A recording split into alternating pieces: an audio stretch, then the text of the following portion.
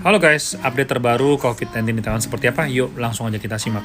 Oke guys, tadi menurut informasi dalam jumpa pers yang diselenggarakan oleh CECC jam 2 siang tadi, hari ini bertambah kasus lokal adalah 219 kasus baru, sedangkan kasus meninggalnya 22 orang. Kelihatannya sudah mulai membaik ya, jadi kita harus jaga-jaga protokol kesehatan. Nah, walaupun sekarang untuk 2 hari berturut-turut kasusnya sudah tidak melampaui 300, bahkan hanya sekitar 200-an lebih kasus baru, tapi dalam jumpa pers tadi, Pusat Komando ataupun juga Komando Mr. Chen Shih-chong ya, Menteri Kesehatan menyampaikan belum berarti kita boleh santai-santai, masih belum, kerjaan masih banyak.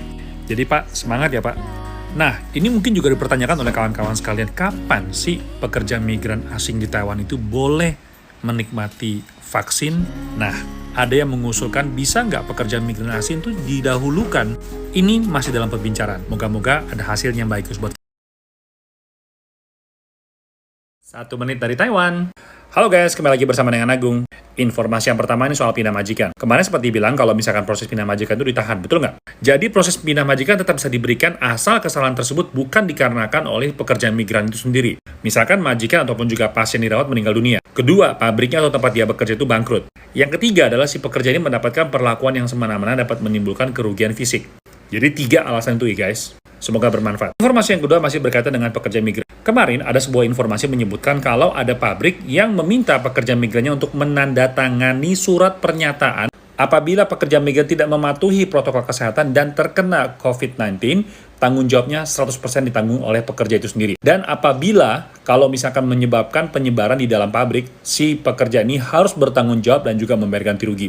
Guys, pernyataan tersebut ditepis oleh Kementerian Tenaga Kerja. Pihak perusahaan harus bertanggung jawab untuk menjaga keselamatan dan juga kesehatan sang pekerja. Oke guys, semangat bekerja. 1 menit dari Taiwan. Halo guys, kembali lagi bersama dengan Agung. Akhirnya PMI swasta wanita ini ketemu juga dan ketemunya di wilayah Taoyuan setelah kabur dari Taipei City.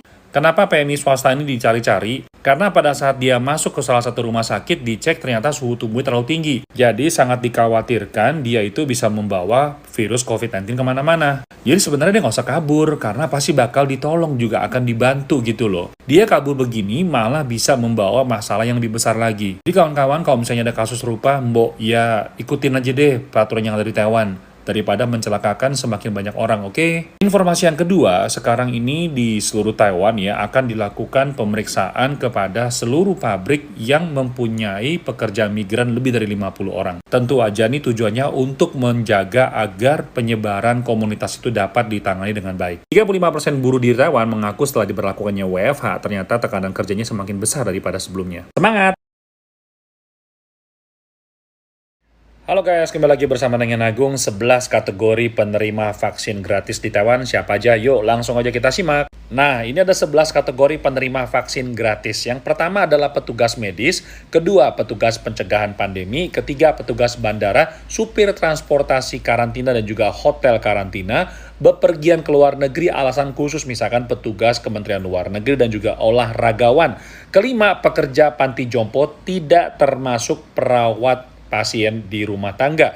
Keenam, lansia di atas 75 tahun. Ketujuh, petugas keamanan. Kedelapan, tentara angkatan bersenjata. Dan kesembilan, lansia umur 65 hingga 74 tahun. 10, pengidap penyakit kronis umur 19 hingga 64 tahun. Dan yang terakhir adalah orang dewasa 50 hingga 64 tahun. Karena apa? Mungkin dia itu kalau dia terinfeksi sama COVID-19 akan menyebabkan komplikasi ataupun juga meninggal.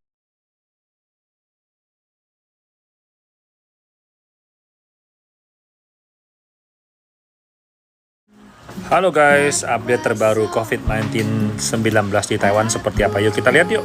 Oke, jadi menurut dari jumpa pers hari ini di CECC ada 214 kasus lokal dan 3 kasus dari luar negeri. Sedangkan yang meninggal totalnya untuk hari ini bertambah 26 kasus baru. Oke, jadi tadi Presiden Tsai Ing-wen juga udah bilang agar warga tidak pulang kampung dulu. Walaupun minggu depan itu sudah memasuki perayaan Hari Bacang ya. Jadi masih ada 85.000 tiket kereta itu belum maksudnya dibatalin gitu istilahnya. Dan satu ini mengenai 11 remaja yang naik motor bareng keliling-keliling. Mereka siap-siap kena denda sama polisi mencapai 3,3 juta dolar Taiwan karena mereka tidak patuh terhadap protokol kesehatan. 1 menit dari Taiwan. Oke guys, kembali lagi bersama dengan aku. Informasi yang pertama ini adalah kejahatan yang dilakukan oleh para oknum yang menukarkan QR Code yang ditempel di sebuah toko milik salah satu netizen orang Taiwan. Dan ternyata QR Code itu bukan dikirim SMS-nya ke 1922, tetapi digunakan untuk men-setting pembayaran uang telepon yang mahal. Jadi, aku sarankan kalau misalnya kalian mau nge-scan QR Code, masuklah ke dalam toko. Jangan menggunakan yang ada ditempel di jendela. Informasi yang kedua adalah denda yang diberikan oleh kepolisian di wilayah Kaohsiung kepada 8 orang yang sedang melakukan sebuah kegiatan keagamaan di salah satu wihara. Dan karena di masalah pandemi, masing-masing akan terancam hukuman denda antara 60.000 sampai dengan 300.000 dolar Taiwan. Walaupun mereka pakai masker loh. Dan kelima orang asal Vietnam ini juga dikenakan denda yang serupa karena telah berkumpul dalam ruangan lebih dari 5 orang. Jadi guys, patuhi protokol kesehatan dan selamat bekerja.